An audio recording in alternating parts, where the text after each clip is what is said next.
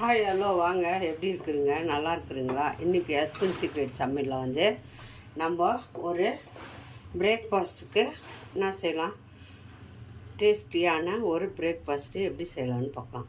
கோதுமை மாவு வச்சு எப்படி பாருங்கள். ஒரு கப்பு கோதுமை மாவு எடுத்துருக்குறேன். ஒரு கப்பு கோதுமை மாவு.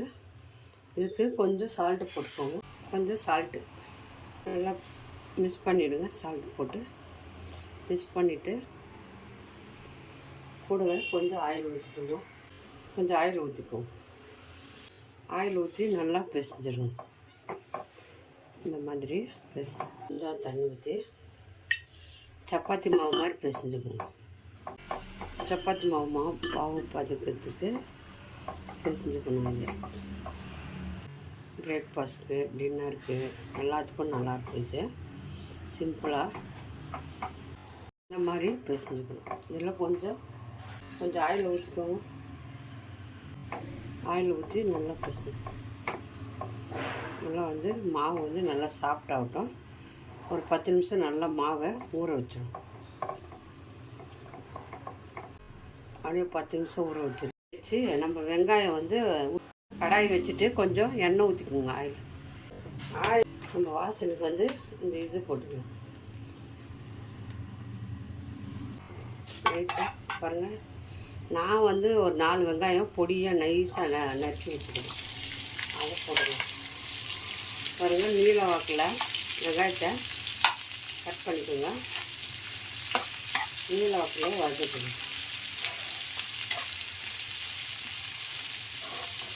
கசூரி மேந்தி வந்து நம்ம கொஞ்சம் வாசனைக்கு எண்ணெயில் போட்டுக்கணும். அது கூட 4 வெங்காயம் பொடியாக நறுக்கிட்டு நைஸாக நீளமாக நறுக்கிட்டு அதை இதில் போட்டுக்கணும். உப்பு போட்டுக்கணும். பதினெட்டு இவ்வளோ வதங்கினா போதும். கொஞ்சமாக இஞ்சி பூண்டு பேஸ்ட் போட்டுக்கோங்க. இஞ்சி பூண்டு பேஸ்ட் ஒரு 4 ஸ்பூனு இஞ்சி பூண்டு பேஸ்ட் பாருங்க. 4 ஸ்பூன் இஞ்சி பூண்டு பேஸ்ட் போட்டு வதக்கிடுங்க. நல்லா வாசனையாக இருக்கும் சாப்பிட்றதுக்கு. கொஞ்சம் கரம் மசாலா தூள் போட்டுக்கோங்க. கரம் மசாலா ஒரு சிட்டிக்கு மஞ்சத்தூள். அதுக்கு தகுந்த மாதிரி காரத்துக்கு தனி மிளகாத்தூள். எவ்வளோ காரம் வேணுமோ அவ்வளோ போட்டுக்கோங்க, ரொம்ப வேண்டாம். போட்டு பாருங்கள். மஞ்சத்தூள் கரம் மசாலா போட்டு நல்லா வதக்கணும். பச்சை வாசனை போகிற மாதிரி நல்லா வதக்கணும்.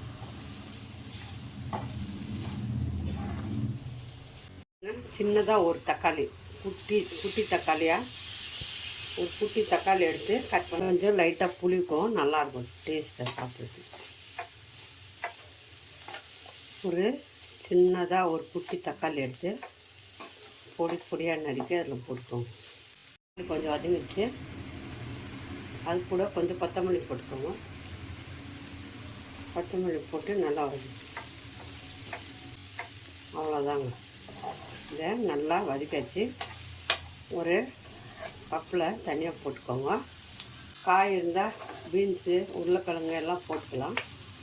நான் காயில் வெங்காயம் தான் வைக்கிறேன். ரொம்ப நல்லாயிருக்கும், டேஸ்டியாக தான் இருக்கும். இது கூட காய் இருந்தால் காயும் போட்டுக்கோங்க. கேரட்டு, பீன்ஸ் எல்லாம். இப்போது ஆஃப் பண்ணிடலாம்.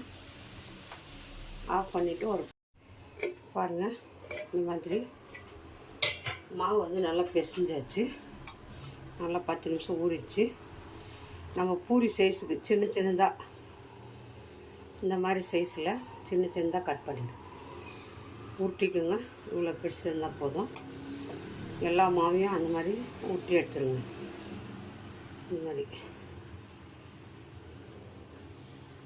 இந்த மாதிரி ஊற்றிட்டு நம்ம இப்போ இதை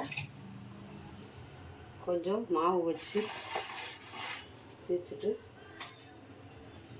சப்பாத்தி மாவு மாதிரி தேய்ச்சிக்கலாம். கொஞ்சம் மெலிசாக தேய்ச்சிக்கணும். மோட்டாவாக தேய்க்காதுங்க, ரொம்ப மெலிசாக தேய்க்காதுங்க. கொஞ்சம் மோட்டாவாக இந்த மாதிரி தேய்ச்சிக்கோங்க. இந்த மாதிரி தேய்ச்சிட்டு இது கூட இப்போ வெங்காயம் வச்சுருக்குறோம் இல்லையா, அந்த வெங்காயத்தை அதில் வச்சுக்கணும். ஒரு 2 ஸ்பூனு வச்சுக்கோங்க. போதும். 2 ஸ்பூன் வச்சுட்டு நம்ம இந்த மாதிரி இப்படி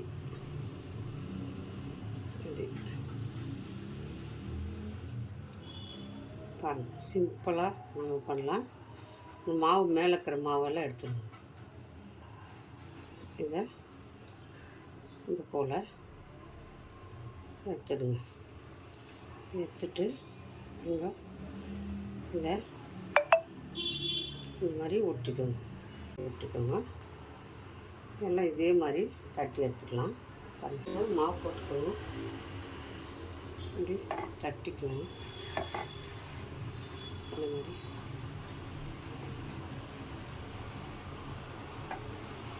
நல்லா கொஞ்சம் மோட்டாவாக தேய்ச்சிக்கோங்க, மெலிசாக தேய்க்காதீங்க. ஏன்னா மாவு அது நம்ம அதை உள்ளே வச்சு இது பண்ணும்போது பிரிஞ்சு வந்துடும். போதும். நம்ம எப்படி பூரிக்கு தேய்க்குவோமோ அந்த மாதிரி தேய்ச்சிக்கோங்க. இப்போ அதே மாதிரி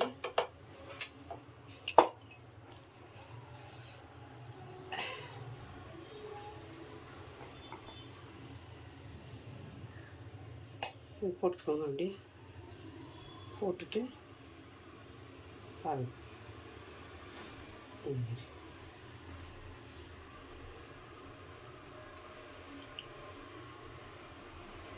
சாப்பிட்டா நல்லா அப்படி வச்சு இந்த மாவு மட்டும் மேலே இருக்கிற மாவை இந்த மாதிரி எடுத்துடுங்க. எல்லாமே இந்த மாதிரி நம்ம மெலிசாக தட்டி வச்சுக்கோங்க. அவ்வளோதான். நான் எல்லாத்தையும் தட்டிட்டு காட்டுறேன். சேம் இதே போல் நம்ம தட்டிட்டு தவாவில் போட்டு எடுத்துக்க போகிறோம். பிரேக்ஃபாஸ்ட்கெல்லாம் எல்லாம் குழந்தைங்கள்லாம் விரும்பி சாப்பிடுவாங்க. பாருங்கள், இந்த மாதிரி தட்டி இந்த மாதிரி தவா வச்சுக்கோங்க. தவா சூடாகும். ஆயில் ஊற்றிக்கோங்க. ஆயில் ஊற்றிட்டு இது கூட கொத்தமல்லி,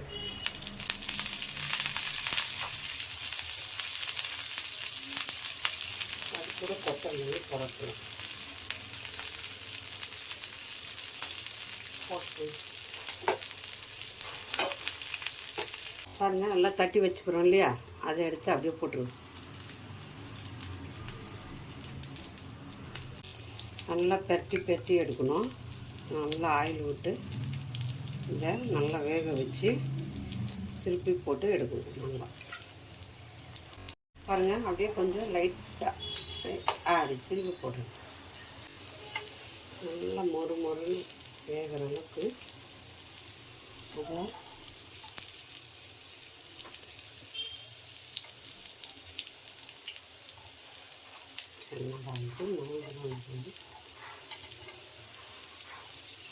நல்லா வேகணும். இந்த பக்கம்தான். ஏன்னா மாவு கொஞ்சம் மோட்டாவாக இருக்குது இல்லையா, அந்த பக்கம் மட்டும் நல்லா வேக வைங்க. சிம்மு பண்ணிக்கோங்க, ஆயில் வைக்காதுங்க. சிம்லேயே வேக வைக்கணும். நல்லா சிம்லேயே வேக வைக்கணும். பாருங்கள், இதை நல்லா இப்படி பாருங்கள், சுற்றி இருக்கிறதையும் இப்படி வேக வைக்கணும். நல்லா மொறுன்னு வெந்துடும். நல்லா சைடெல்லாம் அப்படி சைடில் இருக்கிற மாவெல்லாம் வேகணும்.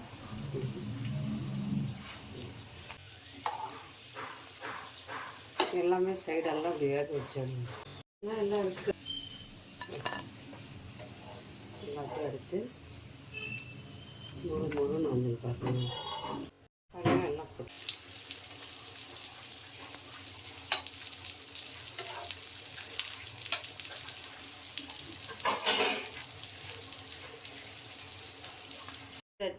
சூப்பராக வந்திருக்கு. சிம்பிளான பிரேக்ஃபாஸ்ட். சாயங்காலம் டைம், நைட்டில் டின்னரு எல்லாத்துக்கும் சாப்பிட்லாம். ரொம்ப டேஸ்டியாக இருக்கும். பாருங்கள், சூப்பராக வெந்துட்டு இருக்குது மாவு. பாருங்கள், உள்ளே பார்த்திங்களா. நம்ம இதுக்கு எதுவுமே வேண்டாம், இதே சாப்பிட்டா போதும். நல்லா ஹெல்த்தி உடம்புக்கு கோதுமை மாவு.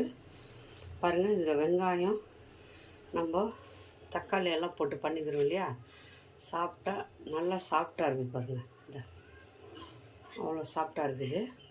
சூப்பராக சாப்பிட்லாம், குழந்தைங்க விரும்பி சாப்பிடுவாங்க. யார் யாருக்கு இந்த ஸ்நாக்ஸ் பிடிக்குமோ லைக் பண்ணுங்கள், ஷேர் பண்ணுங்கள், கமெண்ட் பண்ணுங்கள். மறக்காத அஸ்வின் சீக்ரெட் சப்ரைஸ் பண்ணுங்கள். இன்னொரு டிஷ்ஷில் பார்ப்போம்.